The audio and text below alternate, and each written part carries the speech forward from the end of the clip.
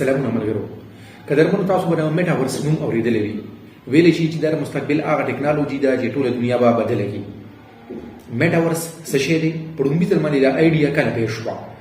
او چې دا دعوه کیږي چې دا به د دنیا بدله کړي، نو په دغه دعوه کې څومره حقیقت دی او که چېرې دا حقیقت وي نو دا څنګه ټیکنالوژي ده، دا به دنیا په کوم ډول سره بدله کړي؟ آیا اوس په موجوده وخت کې د میټاورس د ټیکنالوژي طرف ته چې کوم سفر دی نه د هغې آغاز شوی دی او که نه دی شوی؟ دې ویډیو کې په اسانه پښتو کې به دې باندې یو څو خبرې کوو. ملګرو د ټولو نه لومړي ځل باندې په د نن نه 30 کاله مخکې یو مغربي مصنف نیل سټیفنسن یو کتاب ولیکه چې د هغې نوم سنو کریش. په دغه کتاب کې چې کومه سټوري وه او د هغې سټوري کوم هیرو و نو هغه په ویرچوئل دنیا کې د خپل کریر جوړولو لپاره کوشش کو. نو په دې کې په لومړي ځل باندې دغه مصنف د دې میټاورس دا ټکی یوز کړو او دغه د دې لپاره چې مستقبل کې به داسې یو دنیا جوړه شي چې هغه به ویرچوئل ورلډ وي. نو اوس د دې میټاورس څه ته وایي؟ د دې ډیفینیشن داسې سیده ساده نشته چې یو سړی موږ ته د هغې داسې ډیفینیشن وکړي چې بس داسې وایي دا ټیکنالوژي، ځکه چې وایي اوس هم د دې نیچر چې دی، د دې شیپ چې دی، دا چې به څنګه دنیا بدلوي هغه لا پوره کلیر او واضحه نه ده. خو چې تر کومې پورې په دې باندې دغه د ټیکنالوژي ماهرین پوه دي او هغوی کومه خبره کوي نو هغه داسې ده چې په مستقبل کې به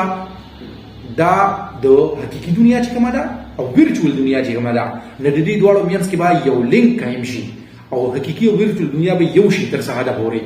دا به د میټاورس ټیکنالوژي کوي او په دغه زمانه کې به لکه اوس چې موږ انټرنیټ استعمالو نو موږ لا د هغې د استعمال لپاره سکرین پکار دی، که هغه د لیپټاپ دی، که د سمارټ فون دی او که د ټیبلیټ دی، خو سکرین پکار دی، لکه یو ډیوایس پکار دی چې موږ به په هغې باندې انټرنیټ استعمالو که نه. خو بیا به داسې وشي چې د انټرنیټ په سکرین نه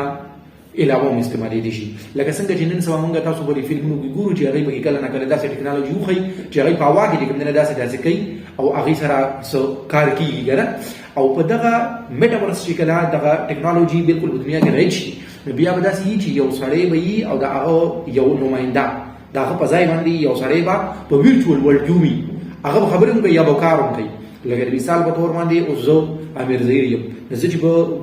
څنګه په حقیقي دنیا کې یم نو داسې به په ویرچوئل ورلډ کې هم یو امیر ظهیري او هغه به زما نماینده وي، هغه خبرې هم کوي، هغه کار هم کوي، هغه میټینګز کې حصه اخلي. اوس په موجوده وخت کې د دغې ټیکنالوژي سال دی، نو په موجوده وخت کې دغه ټیکنالوژي نشته. خو فیسبوک یو لومړی کمپني ده چې هغې خپل نوم هم بدل کړی دی، میټا یې ولی یې که نه. نو دا فیسبوک لومړی کمپني ده چې دی د میټاورس د ټیکنالوژي د ځانه د مخکې نه جوړ کړی دی. نور هم داسې کمپنۍ دي چې هغوی دې طرف ته را روانې دي. خو بیان د ټیکنالوژي له څه کمپنۍ داسې دي چې هغوی په دې خبره کې په شش و پنج کې دي چې آیا داسې ټیکنالوژي به راشي او که به را نشي. خو بیا هم وایي دې طرف ته دومره په تیزۍ سره انویسټمنټ شروع دی او راتلونکي وخت کې به دومره تیزۍ سره کېږي چې تر 2030 چې لکه دومره لرې نه دی، تر 2030 پورې به د میټاورس د ټیکنالوژي کې چې کوم انویسټمنټ دی دا به $5 ټریلیون لکه 5000 ارب ډالر ته ورسي. او دې سره سره به په 2030 کې چې انټرنیټ استعمالولو والے کم دي د هغې نیم خلک به هره ورځ 1 غنټه د میټاورس ټیکنالوژي له ورکوي او په دې باندې به اوس ګورئ چې کله موږ عام محفل کې کله دا خبره وکړو نو د خلکو ذهن کې ډایرکټ دا سوال راځي چې آیا دا څنګه کېدی شي لکه چې په ایکچوئل کې باندې یو څیز وجود نه وي او هغه به وي، نو دا څنګه کېدی شي؟ ګورئ د هغې خو صفا سعادت موږ ته اوس په موجوده وخت کې د کرپټو کرنسي چې دا نه دی موږ ته جواب دی که نه چې په کرپټو کرنسي په ایکچوئل کې د هغې وجود نشته، بیا هم هغه د کرپټو کرنسي شته او هغه د ډالرو نه د ډالر نه هم ډېره زیاته قیمتي ده. هم چې ویرچوئل ورلډ دی نو د ویرچوئل ورلډ کې دا کار کېدی شي چې هغې کې لکه څنګه چې د کرپټو کرنسي دا کار دی چې یا بالکل اسمان سره خبرې کوي یا بیا ډېره زیاته راوغورځېږي. دا میټاورس ټیکنالوژي په ایکچوئل کې راځي او که نه راځي، دنیا تر کومه حده پورې بدلوي چې سوره دعوې کېږي دې کې سوره حقیقت دی هغه د خدای علم کې ده. خو موږ له کم از کم چې د ټیکنالوژي په دنیا کې کم نوي نوي انوینشنز کېږي، کوم نوي نوي ډسکوریز کېږي، نو د هغې نه ځان خبرول پکار دي چې لکه دنیا سره اپډیټ موږ روان یو، زموږ نالج اپډیټډ وي. بله ویډیو کې به بلې موضوع سره راشو. د الله په امان.